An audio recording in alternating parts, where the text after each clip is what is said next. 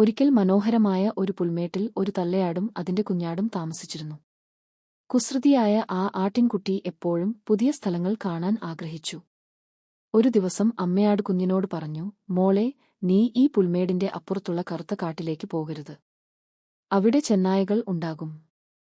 എന്നാൽ കാടിനുള്ളിൽ എന്താണെന്ന് അറിയാനുള്ള ആകാംക്ഷ ആട്ടിൻകുട്ടിക്ക് അടക്കാനായില്ല. അമ്മ ഉറങ്ങുന്ന സമയം നോക്കി അത് പതിയെ കാടിന്റെ അടുത്തേക്ക് നടന്നു. കാടിനുള്ളിലെ ഭംഗിയുള്ള പൂക്കളും ചിത്രശലഭങ്ങളും കണ്ട് അത് ആവേശത്തോടെ മുന്നോട്ടു പോയി.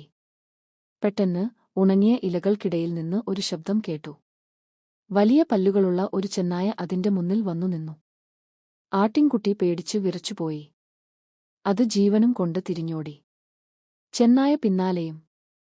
ഭാഗ്യത്തിന് അടുത്തുള്ള കുട്ടിക്കാട്ടിൽ പുല്ല് തിന്നുകയായിരുന്നു അമ്മയാട്.